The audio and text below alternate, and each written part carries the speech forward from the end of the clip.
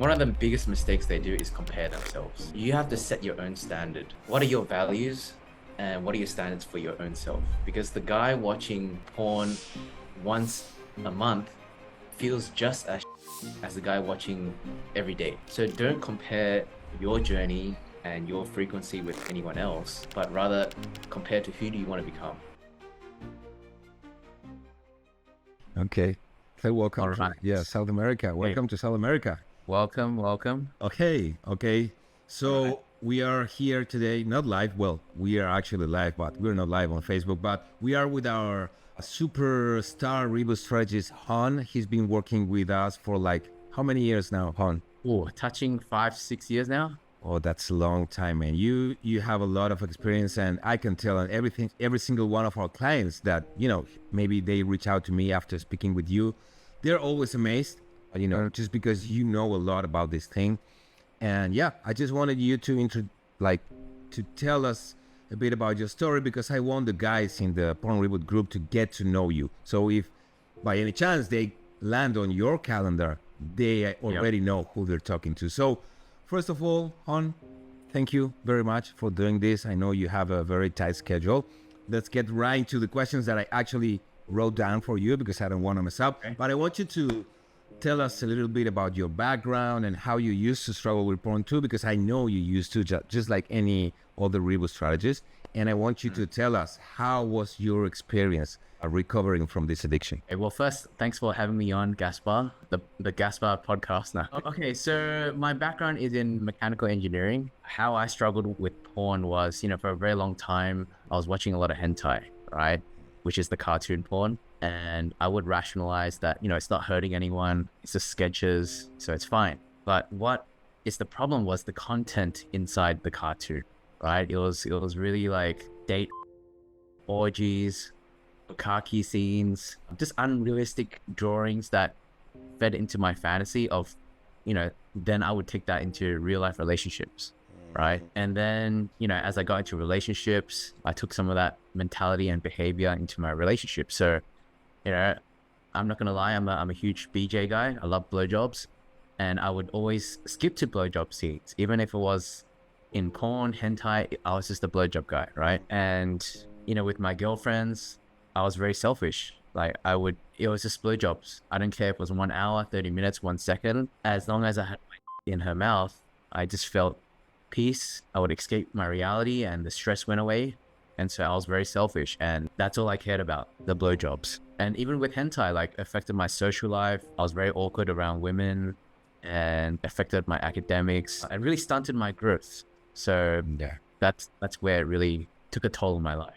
Absolutely. Yeah. I can absolutely relate when you're too focused on one thing, sexually speaking. Like if you're around women, all you're thinking about is just, I need to get a blowjob, or how would it be if this girl or that girl suck my right? And nothing you don't care about what they're saying. You don't care about the looks. Like if you just picture that, right? And then you how can you have a normal human relationship with someone if you're constantly you can't be present. You can't hear what they're saying. It's just the conversation's always leading to, okay, how can I get a blowjob? Absolutely. That's what it's leading to, right? Yeah. Very selfish. I hear you. How was your experience? Like, how did you realize that you actually had a problem? So it wasn't until, one of the women I was dating, and she was older, she was like, you are the only person I've dated that's requested for so much blowjobs. And at the time I was very proud. Oh, yeah.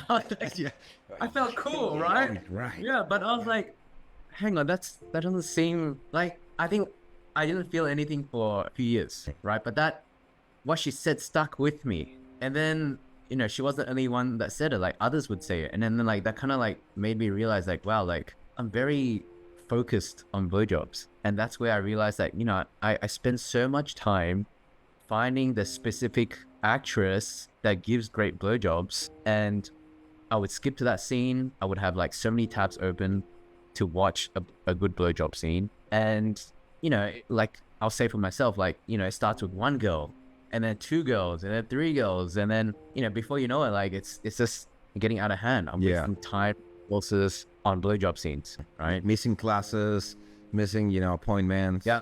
Yeah.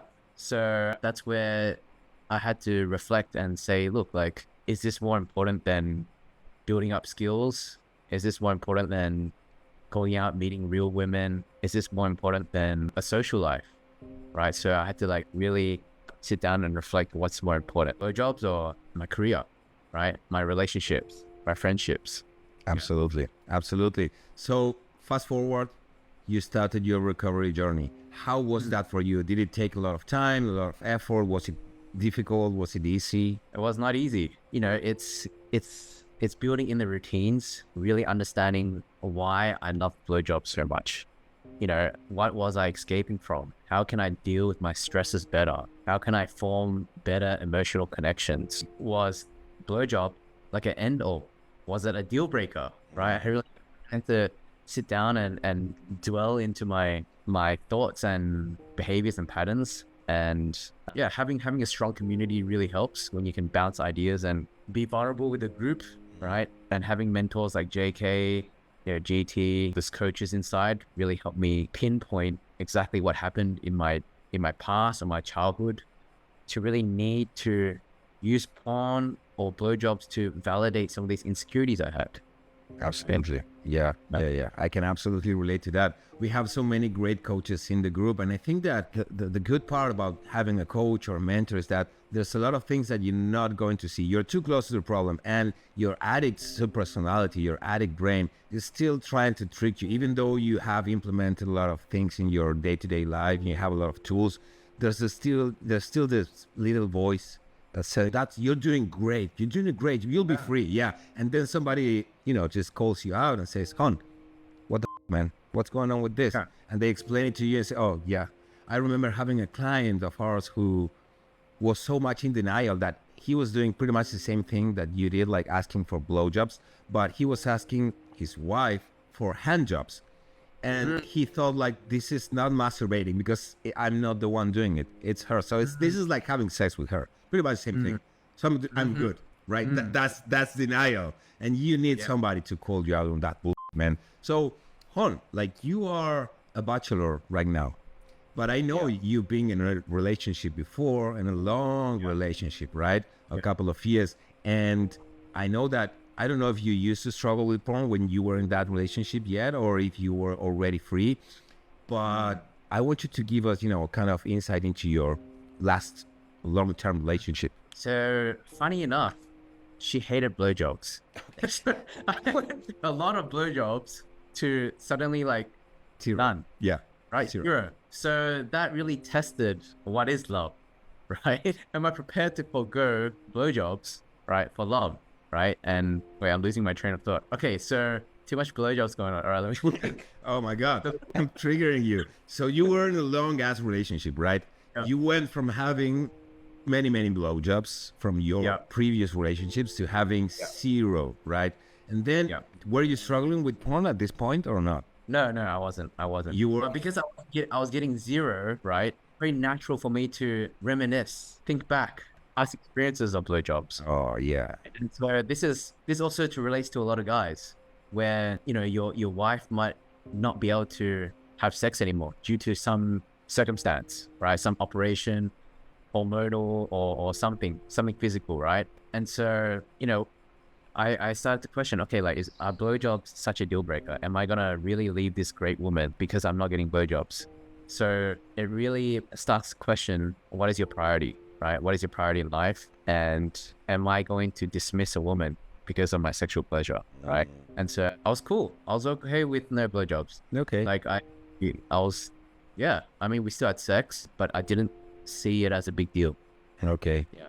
Gotcha. Yeah. So after you ended that relationship, you become kind of a renowned bachelor at least in our community of Reboot Strategists. I always see your stories. You're always surrounded by these beautiful women in the beach or in expensive hotels. Like, this is life after porn.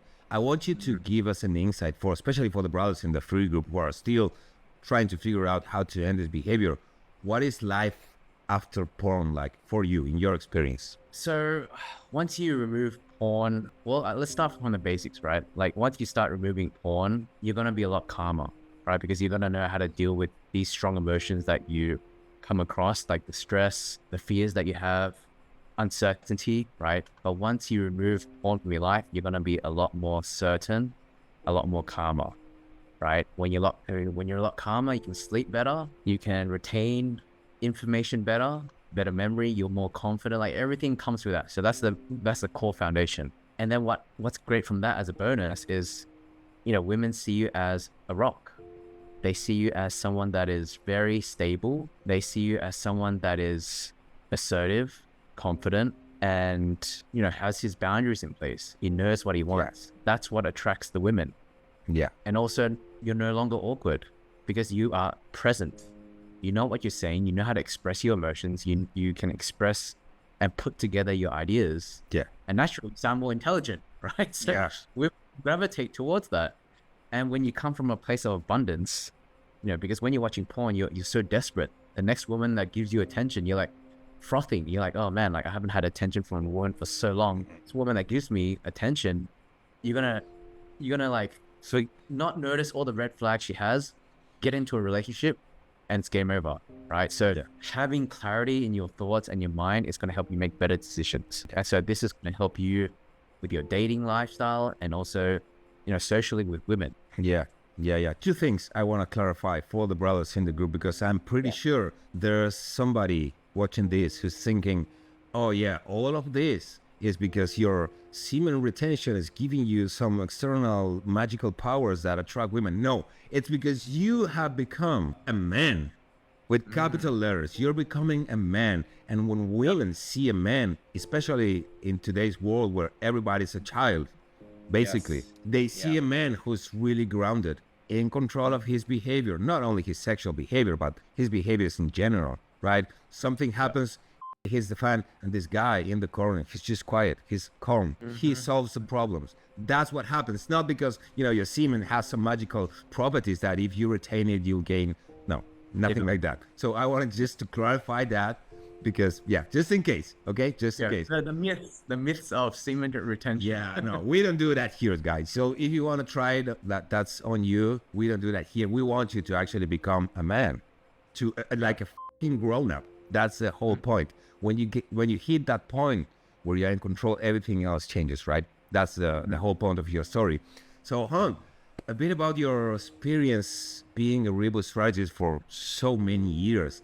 What do you think are some of the biggest misconceptions guys have when they're first approaching this reboot thing? They don't know what it is.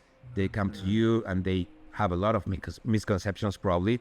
What are some of the most common misconceptions you've found? One of the biggest mistakes they do is compare themselves.